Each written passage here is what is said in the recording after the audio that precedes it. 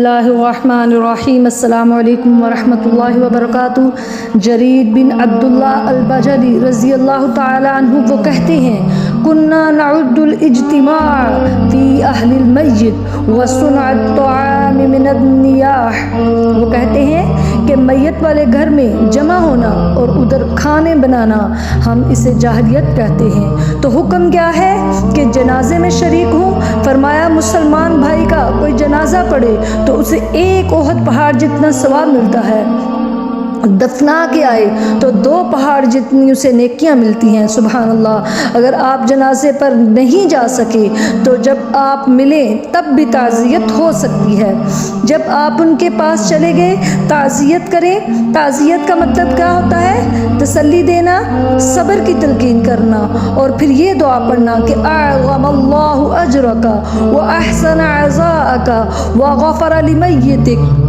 اللہ آپ کے اجر کو بڑھا دے اور اللہ آپ کی پریشانی، اس وقت جو پریشانی ہے اس پر آپ پر احسان کرے اس پریشانی کے عالم میں، اور جانے والے کو اللہ تعالیٰ بخش دے۔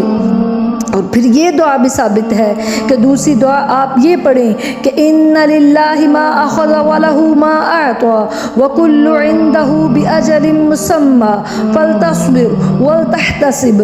اللہ ہی کا مال تھا، اللہ نے لے لیا، اور ہر چیز کی ایک معین مدت ہے، اس سے زیادہ نہیں رہ سکتا۔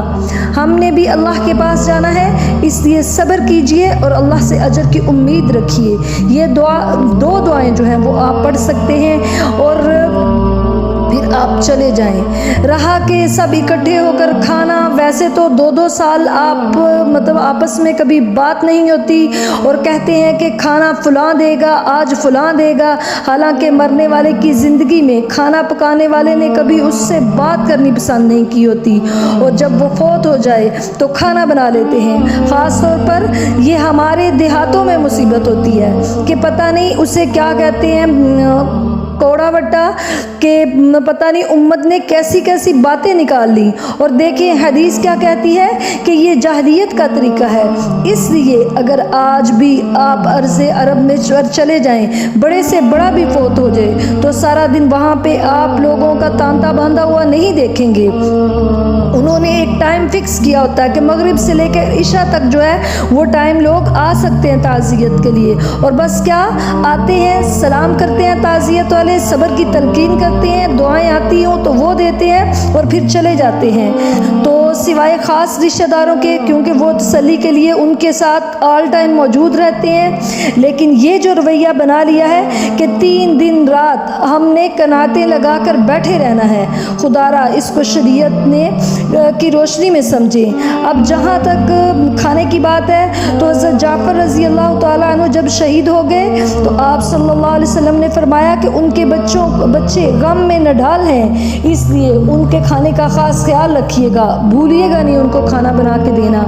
تو جن کے گھر فوتگی ہوئی ہے ان کو کھانا بنا کر دے سکتے ہیں، لیکن لوگوں نے کیا سمجھا کہ اب فوتگی والے گھر میں چولہا نہیں جل سکتا، آگ نہیں جل سکتی، تو ایسی کوئی بات اسلام سے نہیں ملتی۔ بس مسئلہ یہ ہے کہ گھر والے جو ہیں وہ غم سے نڈھال ہوتے ہیں، تو ان کو یہ کھانا وغیرہ وہ بنا کے، ظاہر اس طرف وہ نہیں آ سکتے، تو وہ ایک انسانیت کی خاطر آپ ان کی ہیلپ کریں، ان کو کھانا کھلائیں، ان کو حوصلہ دیں۔ تو اس لیے کھانا جو ہے نا وہ دوسرے لوگ بناتے ہیں کہ صرف جو ہے میت کے جو ورثہ ہیں وہ خود پکا نہیں سکتے، غم سے نڈھال ہیں۔ اور ہاں جو دور دراز سے مہمان آئے ہیں ان کو اس بنیاد پہ کھانا نہ کھلائیں کہ میت پہ آئے ہیں، بلکہ مہمان نوازی کو سمجھتے ہوئے کھانا کھلائیں۔ تو یہ جو نزدیک کے لوگ ہیں، جو نزدیک فوراً گھر جا سکتے ہیں، نزدیک گھر ہیں ان کے، تو ان کو کھانا جو ہے نا وہ ان کے لیے یہ نہیں صحیح کہ وہ کھانا کھائیں وہاں پہ میت کے گھر میں۔ تو خدا را ان چیزوں کو سمجھیں، اور دیکھیں کہ جیسے ہماری عورتیں اگر کوئی فوت ہو جاتا ہے تو وہ جب تک اللہ معاف کرے، حالانکہ کل 10ویں 40ویں یہ تو ویسے بدعت ہیں، تو وہ جب تک ادھر وہ پیڑیاں وغیرہ بچھا کے بیٹھے ہوتے ہیں، تسبیحات رکھی ہوتی ہیں، پارے رکھے ہوتے ہیں، جو کہ سراسر بدعت ہے۔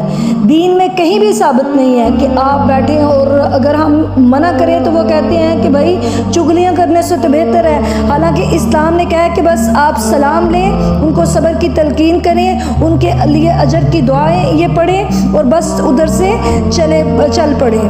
تو یہ ہے طریقہ تعزیت کا. لیکن یہ جو تسبیحات کرنا، سپارے پڑھ پڑھ بخشنا اور ادھر بیٹھ کے چغلیاں کرنا، اللہ معاف کرے، یہ سراسر گناہ ہے، یہ بدعت ہے. ان چیزوں سے بچیں. اللہ تعالی ہمیں صحیح دین کی سمجھ عطا فرمائے. آمین. السلام علیکم ورحمۃ اللہ وبرکاتہ.